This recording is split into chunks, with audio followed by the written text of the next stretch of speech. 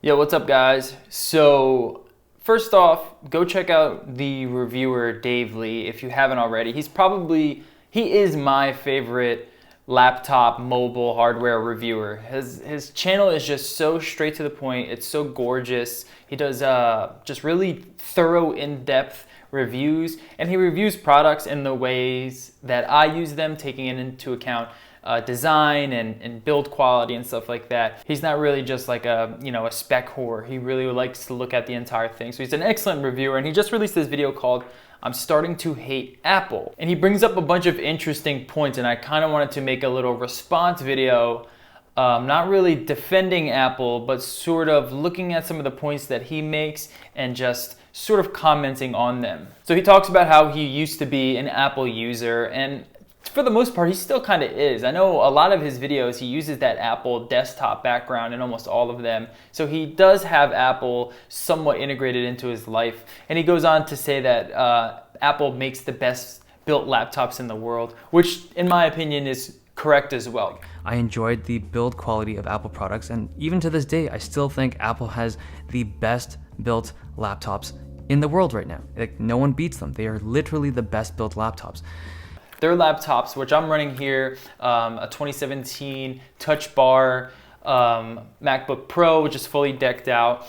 And it's just the best laptop that I've ever bought. I've had multiple different types of Windows laptops. I have had Ultrabook Windows laptops. I've had gaming Windows laptops. I've had just normal business style laptops, but had somewhat, stronger specs to them. And none of them ever came close to the quality that Apple puts into their products, which is kind of crazy because it seems so simple. The design is just so simple and sleek, yet for some reason, none of the Windows products, maybe the Surface products more so now, but none of the other aftermarket Windows laptops like Asus, Gigabyte, products like that, are even close to the quality that Apple provides. Now, I still use Windows. My home desktop PC is a fully equipped Windows desktop with a GTX 1080 Ti. I have an extra 1080. I have 32 gigabytes of RAM. I have an i7 6700K Skylake processor in there, overclocked. I have the full setup for Windows. Like I said, I used to own multiple different Windows laptops, and I also have a Samsung Galaxy S7 Edge, which is an Android phone. So I have the Windows equivalent that I need, as well as the Apple equivalent. I have the MacBook Pro, I have a 5K iMac, I actually have two MacBook Pros. I use an iPhone as my daily driver, I have the iPad Pro. I'm fully integrated into both the Apple ecosystem and the Windows ecosystem, and they are two completely different ecosystems. And that is my biggest criticism between them, is that they're so remarkably different from each other. I mean, it's just a mess. I remember when I just got my iPhone and I didn't have a real way to transfer the files on my iPhone onto my Windows PC, vice versa. There was actually an app that I had to pay for to do that. That was one of the big reasons I jumped into the Apple ecosystem, is because I use my phone a lot and I want to be able to drop files back and forth really quickly, and I want to be able to access my mobile devices really quickly from my desktop, vice versa. Plus, the fact that you can't text message from your PC is insane to me. These are all things that Apple does extremely well, just integrated into their system. So in terms of build quality and design, in my opinion, Apple does it best, but also in terms of just usability and compatibility with all of the devices that are in the ecosystem, Apple does it the best. I mean, it doesn't even come close to what Android, Google, and Windows can do. But then he kind of goes into the specifications, and this is kind of interesting to me. So he talks about how the top tier MacBook Pro is using the 7th gen Intel i7-7920HQ, as well as the AMD Radeon 560, I believe. And how the Windows laptops since November of 2017 have all switched over to 8th gen Intel chips, as well as new 10 series NVIDIA GTX chips. And I completely understand that criticism, because Apple really needs to start competing in terms of hardware. Not build quality, but the actual internal hardware components are just not up to date. They are not modern. But then he kind of looks at the specifications in terms of Premiere Pro, and he doesn't really compare Premiere Pro with Final Cut. If you're an Adobe user and you're looking to buy a new computer and you're looking at a MacBook Pro, you're wrong. That's the wrong device. You need to be buying a Windows laptop right now, because the difference in performance between a 7th gen and an 8th gen CPU It's so big, and the entire user base is getting screwed. And I've been a Premiere Pro user since I got into video editing, which has been a few years now. I love the Adobe Suite. I use the Adobe Suite almost every single day, almost all of their apps every single day. But the one thing that I have to admit is that Final Cut is just so much faster on every single level. In terms of editing 4K, 5K, 8K footage, in terms of HDR compatibility, in terms of exporting, and in terms of compression, Final Cut just passes Premiere in almost every single regard, and that's because it's so well optimized for the Mac hardware, where Premiere Pro just utilizes just the raw capabilities of a PC or whatever components it's trying to take control of, and that's usually the GPU, and that's why we see, you know, these gaming laptops being marketed as content creator laptops, because they have these really capable discrete GPUs in there, like a GTX 1070. But that's gonna run hot, and that's gonna run a real thick laptop. And even with Max-Q, you're not gonna get a design like Apple's MacBook Pro. Now, should Apple create a MacBook Pro that was just a little bit thicker, maybe sacrificed a little bit on build quality, just so they can stuff in a GTX 1070 in there, just to make a less optimized software run better? I'm not exactly sure. That said, I don't mind a thicker MacBook Pro. These things are really thin.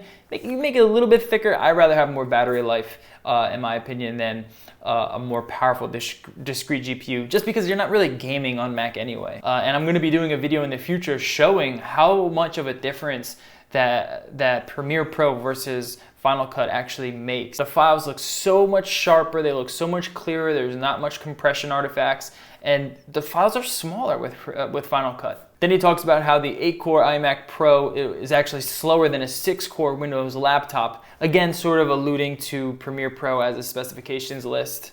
And here's the thing, a lot of people don't even understand that the iMac Pro, like the 8-core, like the base model, the 8-core iMac Pro is actually slower than a 6-core laptop in Adobe Premiere. So one of those new Windows laptops will render a video faster than the $5,000 machine that looks really beautiful but isn't a good fit for most people who are actually considering it. And one of the points he makes, which I think is interesting, is that if the iMac were to get a refresh and use the 8th gen 6-core chips, it would actually run faster on Premiere Pro than the new iMac Pros using the new, I think they're the Xeon chips. Now, if you look at the iMac, like the regular iMac, they're actually in a weird spot. If they upgrade the iMac to the 8th gen CPUs, like the rest of the industry has, it'll be a lot cheaper than an iMac Pro, but the performance will be really similar. So I don't know how Apple's gonna handle that. I think if they come out with that new iMac, it's gonna cannibalize the sales of their iMac Pros. So that's super interesting as well.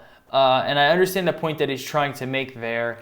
I just think that Apple is in a really interesting space in terms of Intel. From the reports that we're seeing, they don't want to rely on Intel for much longer. They've been looking at creating new chips, and I'm sure their chips are on the way. And what we get in the meantime with Apple in this interesting space and time is this sort of kind of Frankenstein-like project where we're getting these older Intel CPUs attached to these older AMD graphics options, attached to these really weird sort of technical feats that they're trying to do, like the butterfly keyboard, which we know has been, pretty much defective units everywhere. And right now, if they don't impress in their next sort of keynote where they're gonna release these new hardware products, I think they're really going to take a hit on sales. So while I don't think he's really starting to hate Apple, I'm sure that's just sort of a clickbait title, I think that his criticisms are justified in kind of being a little bit afraid of where Apple's going to go. Now that Steve Jobs is no longer there, that's a big criticism that Apple's been getting. Have they lost their way? Do they not know that they are still the leader of the pack? Why did they stop really innovating on products, and why aren't they keeping up with that same level of customer usability? Steve Jobs probably would have looked at that touch bar and laughed. Your eyes are not on the keyboard when you're using a laptop. So looking down at your laptop to click a key makes no sense when you can just, quickly use the touchpad. That's just stuff that we see them kind of fumbling on, and I completely understand. But I'm very interested in seeing this next keynote. I want to see what these new products are going to do. I want to know the hardware that's going to be in them. I want to know the partnerships they're going to have. I personally believe that this next keynote is not going to impress anyone. The last keynote at WWDC, where they showed the new iOS, the new Mac OS, it wasn't that impressive. There's not that many new features, so I can't assume that the hardware is going to be much different either. But I think once they figure out their processors, once they figure out their own ARM chips, once they figure out all of the ways that they can make a lot more money producing their own stuff, that is obviously more well optimized, then I think we're going to see that Apple again, that Apple that was sort of creating these crazy new innovative products that were extremely fast, and that every creative, every designer, every writer, everyone wanted to get an Apple product because it just was the best. So I don't know, it's interesting. You know, I still love the Apple ecosystem. I mean, these AirPods is just one of the few things that they released recently that I think they did right, as well as the Apple Watch. I think the Apple Watch is great as well. But we got to get that big stuff back on track. Yeah, hope you guys enjoyed this video. If you did, please leave a like and subscribe, and let me know your comments down below on what you think of my video, what you think of Dave's video, and yeah, I'm gonna catch you guys later. Peace.